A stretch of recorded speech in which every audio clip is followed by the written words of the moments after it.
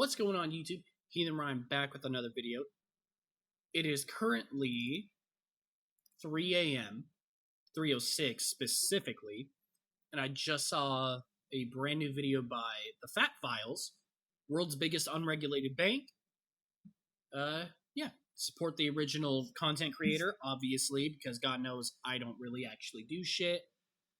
Yeah, let's jump straight into it. I'm just going to be honest with you. When I started this video, I kind of just wanted to know how they made so much money selling overpriced coffee. I was not expecting them to secretly be an unregulated bank that was powerful enough to manipulate the real estate industry. But here we are. I mean, I'm sure I'll figure out, but is that fucking true? It's a hell of a way to start a video.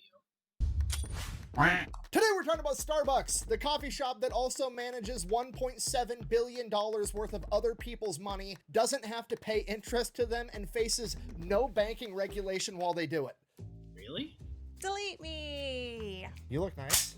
Oh, is this another this right here, this has got to be another fucking tax write-off. Guarantee he puts it on the fucking, right? Oh, you can't really tell. The little couch there. If he puts it on the couch, then it's a tax write-off, which I'm all for. Taxes are theft. I thought we were gonna do Mr. and Mrs. Smith. Why aren't you dressed up? I forgot. It's a good show, by the way. I used to watch it all the time as a kid. I say kid, but I was like 10 to 12. So I really like the gun scenes and the action scenes in it. Otherwise, I would never watch the damn thing. I'll have to rewatch it. The no deleted scenes for you. Wait, what does that mean? Wait, what does that mean? This video is brought to you by Delete. Trying to remember. What does that mean?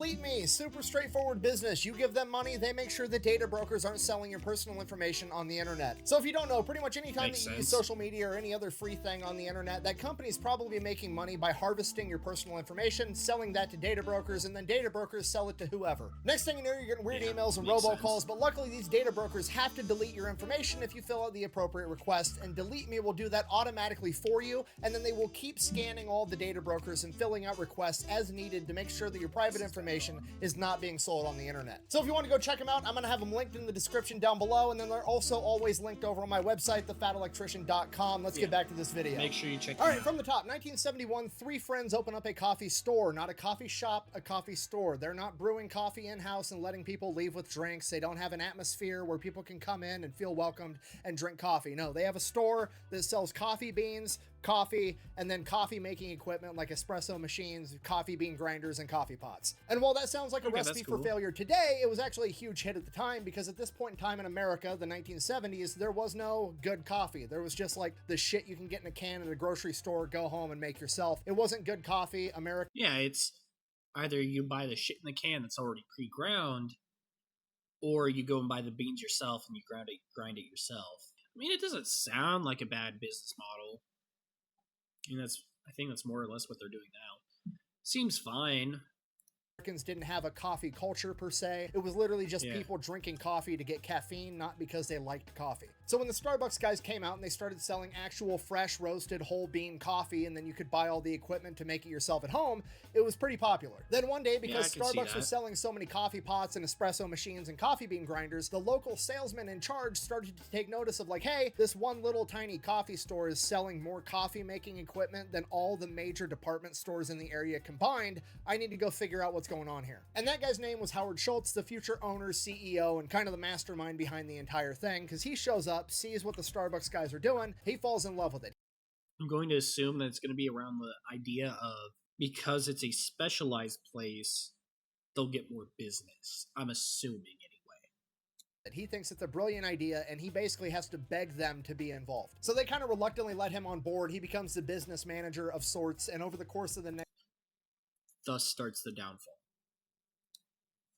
Quotation marks, because, you know, they're actually still doing very fucking well. next decade, they end up opening 3 more of these coffee stores inside the city of Seattle. Then in the mid-1980s, Howard Schultz ends up going to Italy on vacation, and he goes into an actual Italian coffee shop, which is something like he's never experienced before because they don't have coffee shops like that in America at this point in time. He walks in the door, you can smell freshly ground coffee, there's baristas doing all their fancy kung fu moves, making lattes and shit, there's an entire culture, there's people, you know, reading newspapers, talking, and it hits him, this is literally just a bar, but you get to go to this one before work instead of going after work, right? Because all a bar is selling atmosphere. You can buy all the alcohol way cheaper at the grocery store, but then you have to drink it at home by yourself, so you're willing to pay 5 times as much to go have that same beer at a bar to enjoy the atmosphere and other people's company, and that's exactly what this coffee shop is doing, but they're doing it with coffee. And Howard realizes he's already the wholesaler for really good coffee, so if he opens up his own coffee shop, it would be like Anheuser-Busch opening up their own bar. He's no longer getting the product at wholesale price, he's getting the product at manufacturing price. He's gonna make a killing. So he goes back home, tries to sell this idea to the other Starbucks guys. They're not having it. This isn't broke. We're not gonna fix it. Just keep doing what we're doing. So Howard Schultz is like, fine, I'm gonna step away from Starbucks. I'm gonna go open up my own coffee shop and do my own thing. This happened in 1985. By 1987, the original 3 Starbucks owners are having some financial troubles with the company. They just want to sell it and move on to a different business venture together. So they offer it up first to their friend Howard, who's been busy running his own coffee shop for the past couple of years. They want $3.8 million for the company of Starbucks, and they're going to give him 60 days to get it, where he doesn't have to compete with a bunch of other buyers. So Howard Schultz now has a 60-day grace period to come up with $3.8 million in the 1980s, so that's way more money than it is today, and he's... Wait, what'd that say? 10 million? 10 and a half... 10.5.5 million. God, that's a lot of fucking money. I wish I had that kind of money. 3.8 today, 3.8 to 10.5 today. God, they must feel fucking stupid. And he sounds like a crazy person, right? He's going into banks being like, hey, I've got this business idea. I'm going to open up a coffee shop. Think of it as like a bar, but instead of selling beer at night, I'm going to sell coffee in the morning, and people are going to come and pay $4 for a cup of coffee. Here's the kicker. We're not going to sell coffee in sizes like small, medium, and large, like literally everything else on the planet. We're just going to come up with some made up Dr. Seuss words like tall, grande, venti, trenta, whatever other random fucking bullshit words I want to make up. And it's going to be a huge hit. You should definitely give me millions. To be fair, except for that last part, the whole bar shtick, but have it be coffee, actually seems pretty good. Seems like a fairly decent idea. So that way, they come in the morning. I don't know. I think it sounds like a good idea. I would assume that the bankers would, but I don't fucking. I mean, obviously they did, considering he gets the money, but that sounds like a good idea. Millions and millions of dollars. No. You're dead, Carl. You say no to life, and therefore you're not living. You don't have a girlfriend. You don't have anything close to a girlfriend. Am I right, Carl? So to everybody's surprise, the bank isn't really interested in that idea, so he starts going to venture capitalists, and finally he gets referred to a venture capitalist by the name of Bill Gates Sr., aka Bill Gates' dad, that agrees to give him the money so that he can buy Starbucks. Now, is that super relevant to the story? No, not really, but I know that by bringing him up, there's now going to be 1,000 conspiracy theories in the comments down below, and I wanted to read them, so you could probably check those out too. Anyways. Hell yeah.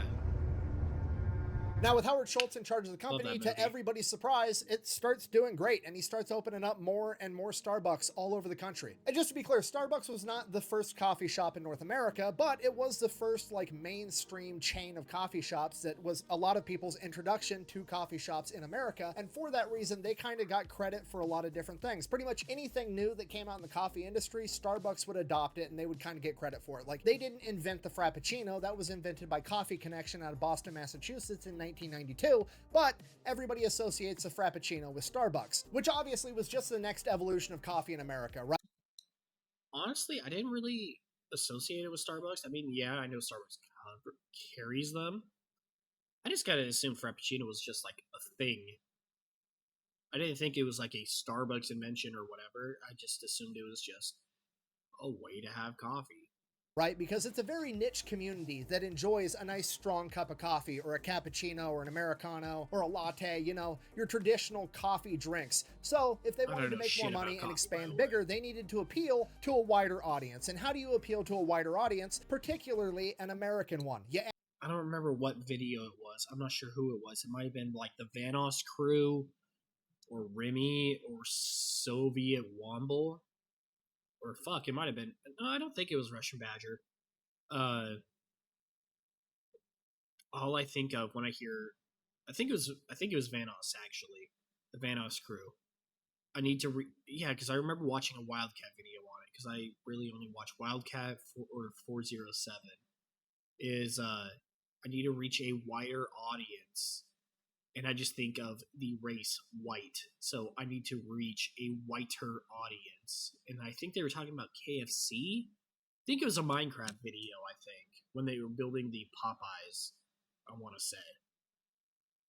Either way, that's all I think of whenever I hear that. Add fucking 72 grams of sugar and some whipped topping and drizzle some caramel and hot chocolate on top. Fucking bam. Energy milkshake, okay? I know that's gonna upset a lot of people, but if your drink has over 250 calories and it's got whipped topping, it's not coffee, okay? That is a milkshake with caffeine in it.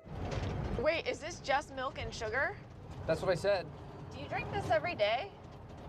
Every morning. So now they're no longer just targeting coffee snobs, they're targeting kids, teenagers, and most importantly, middle-aged, middle-class housewives that have enough expendable income to afford $12 energy drink milkshakes every single day. So now they're literally just swimming in money, right? The Frappuccino's like a giant iceberg, Starbucks is the Titanic. As soon as those two things collided, there's just money everywhere. So now that they're making a ton of money, their business model is just rapid expansion, okay? Starbucks, you gotta keep this in mind, is not a franchise. All the Starbucks are owned by Starbucks. You can't buy your own Starbucks and be a franchisee. They're all the same company. So these guys are literally just trying to expand everywhere because in the early 1990s, the coffee craze is starting to hit all over the country and they want to be the first coffee place that most people end up trying so they can get those loyal customers and they get all the business. And whether you like Starbucks or not, you got to admit they did a pretty good job at being literally fucking everywhere all the time because Starbucks is like the only business I've ever been in where I can be inside of a Starbucks, look out the window and see another Starbucks off in the distance. And this goes on for almost a decade. I mean, Starbucks is just raking in the money, opening up new stores all over the place. And by 2000, Howard Schultz decides that he's going to step down as CEO and he's going to focus all of his efforts into expanding the company, having Starbucks everywhere, all over the world. That same year, Howard Schultz takes Starbucks to China, which is absolutely insane because China drinks tea. They don't drink coffee. Pour the tea. Regardless, Howard Schultz shows up in China, opens up a Starbucks, basically like just, hey, commies, I know you guys like tea, but hear me out, try some coffee and some blue jeans, it's way cooler. And to everybody's surprise, the Chinese people fucking loved it, and they started opening up Starbucks at a rate that Starbucks had never seen, okay? They were opening up a new Starbucks every 15 hours for 20 years straight in China. Jesus! Okay, I'll be honest with I didn't think it was that. I knew, like, Starbucks was fairly big in China, because it's, you know, China or whatnot. I knew it was fairly big in China. I didn't realize it was that fucking big. 15 new Starbucks every 15 hours. Fuck me. With you, nothing warms my heart more than when a communist nation falls in love with American fast food. It's just perfect. Yeah, it is. You're goddamn right it is. I won. Fast forward to 2008, Starbucks is now losing money for some reason. Nobody can really figure out why. So Howard Schultz comes back, becomes CEO again, and he's trying to figure out what have they done to his company. He's been focusing on growing, opening up new locations. Meanwhile, all the locations that have already been opened aren't making as much money as they should be. What on earth is going on? Schultz discovers for the past 8 years in his absence that he's been letting a bunch of business majors run his business, and all they care about is how to maximize profits. So they did just that. They streamlined everything. They automated everything. Starbucks no longer grinds coffee in-house at its coffee shops. They do it all in a factory and just ship the ground coffee there. It's quicker, it's more efficient, it probably makes more money, but now Starbucks, a coffee shop, doesn't smell like freshly ground coffee. It smells like a hospital. They replaced all the traditional espresso machines with these automatic machines that would just spit out a completely done drink, which means they basically got rid of baristas and they just had a person behind the counter that would grab the cup from the machine that made it and hand it to the person. Essentially, the business majors had gotten rid of the culture. They took out what made Starbucks and made it, I want to say Dunkin', but I don't want to say Dunkin'. It made it insincere, as sincere as Starbucks can be. you know? In the experience of going to a coffee shop, which was the entire point and justification of overcharging for coffee in the first place. Remember, it's just like a bar. You wouldn't want to go drink a beer inside of a hospital room. You'd rather go home and do that in your backyard. If you're going to go and overpay for beer, you want to go to a cool bar with your friends. It's the same deal with a coffee shop. People pay for products and people pay for experiences, and they got rid of half of that equation, and it's making the entire company suffer. I'm surrounded by idiots. Howard Schultz correctly identifies this and pretty much immediately has everybody start grinding the coffee fresh in the individual Starbucks locations to bring back that coffee smell. He gets rid of all the automatic machines, brings back all the traditional coffee shop equipment, and then he shuts down every single Starbucks and retrains all the baristas in how to turn this place into an actual coffee shop again. And with that, the crisis is averted. Everything's back on course. They're making money again like they're supposed to be. Howard Schultz has one eye on the past. He knows how they got here. He knows what he needs to keep doing to be successful, but now he's got to keep that other eye on the future. Okay, gotta remember, it's 2008, 2009, smartphones are becoming a thing. Everybody's getting an app. Starbucks has to get an app, right? Okay, so they build the Starbucks app. Now the app is super straightforward. You take money, you put it on the app, the money sits there until you spend it at a Starbucks, and then when you do spend money from the app, you're gonna get stars, which is basically your rewards, and once you get so many stars,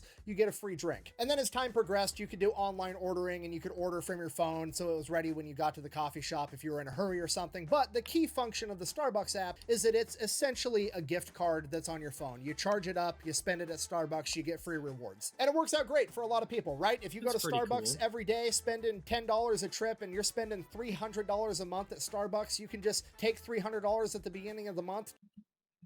I honestly can't imagine spending that much money unless it's at an actual grocery store in a singular place like that. I can't imagine. Charge up your Starbucks thing and you're good to go, and then you get a bunch of free drinks along the way. But here's the catch with that. While it functions like a gift card to the consumer, it functions like a bank to Starbucks. Okay, I mean, think about how a bank works. You go to a bank, you open up an account, and then you give them your money, and then they just hang on to it for you until they need it. And in the meantime, they go and they invest your money and make money off of your money, and then they give you some of that money back, and that's how much interest you accrue. But what Starbucks has done is you now give Starbucks money, and they sit on that money, and then they don't have to give you that money back. You can't get your money out of the Starbucks app. The only thing you can do with that money now is buy coffee at Starbucks. And they don't have to give you interest for it, right? If you give Starbucks $300, they get to sit on it and do whatever the fuck they want with it. They owe you $300 worth of coffee, which to them probably only costs like $80 to make, but that's their money now, and they get to do whatever they want with it, right? They could literally put it in the stock market and make, 7% interest off of all your money. Meanwhile, you're making nothing. The only problem you're gonna have is that you didn't buy more. Sound fair enough? My wife might divorce me, but yeah, let's do it. Oh, yeah.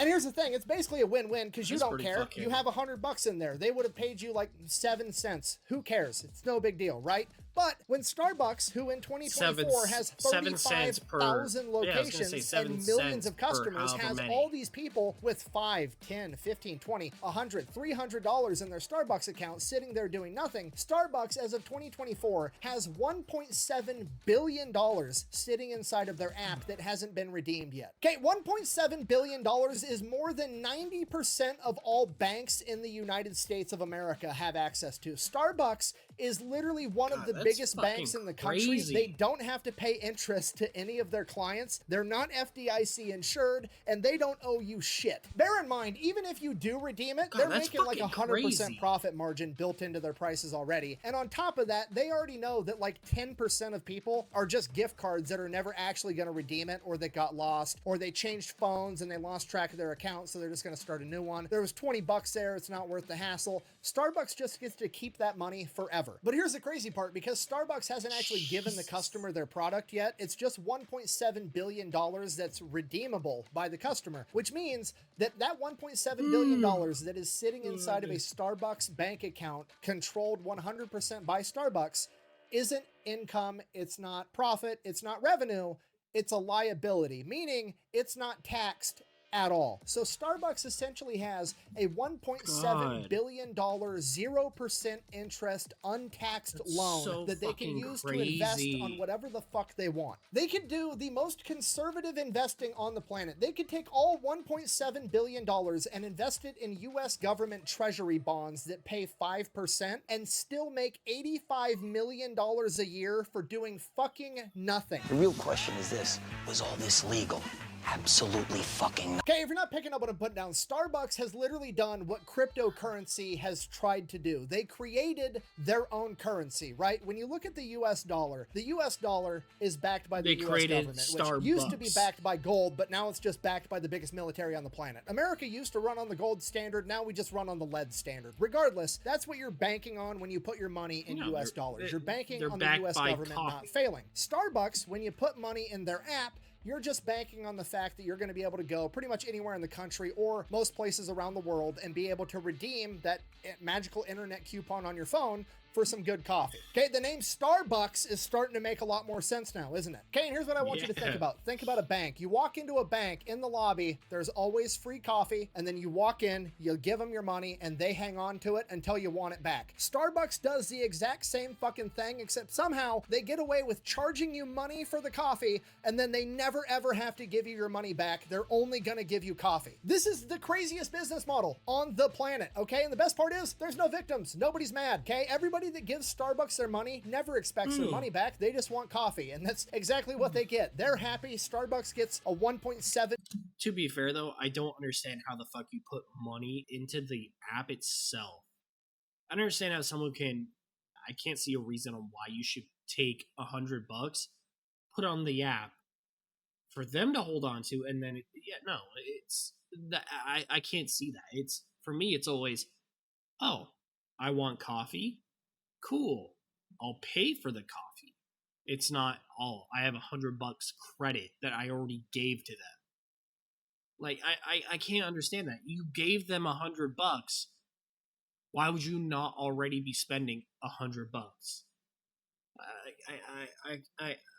I can't see that with any company. $7 billion untaxed 0% interest loan, makes a ton of money. Everybody gets their coffee.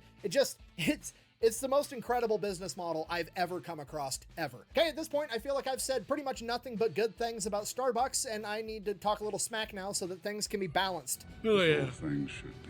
I don't even know where to start, so we're just going to start with the union thing. Unions are a very political topic. Democrats typically like them. Republicans typically hate them. I'm not getting into what should or shouldn't happen or who's right or who's wrong. All I'm going to say, the baristas have been trying to have a Starbucks union for like the past 10 years, and Starbucks has been fighting tooth and nail to prevent that from happening. And in 2002, to help Starbucks accomplish this, they hired a new manager in Global Intelligence for Retail Operations, which is probably the most menacing title I could possibly come up with. But what's more interesting is this person's background and who they worked for previously. Those being the Central Intelligence Agency and the Pinkerton Group. Pinkerton Detective Agency, seconded to the United States government.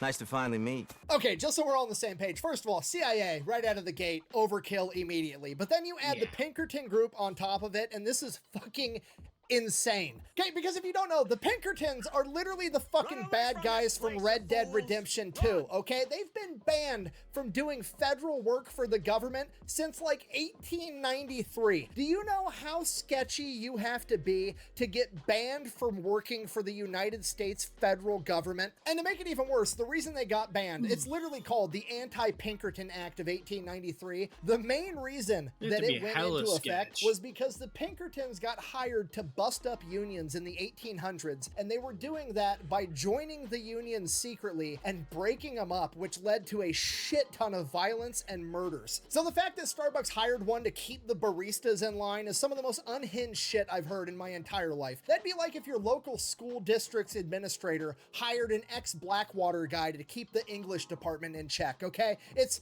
complete overkill. Do you know how much money I would pay to be able to be a fly on the wall during the interview for that job and and the events leading up to it. Oh, dude, that'd be Okay, fucking now on to the new CEOs. Howard Schultz retired in 2002, and Starbucks has been struggling ever since because immediately upon entering the job position as CEO, his successor had a brilliant idea. What if we quit focusing on being a coffee shop and we divert all of our efforts and attention to being better at being a drive-through coffee service? Which, to be fair, if you don't think about it, this is absolutely brilliant, right? Because Starbucks has never made this exact mistake before between 2000 and 2008. And even if they did, who cares? Because the only thing better than making a mistake is making the same exact mistake twice.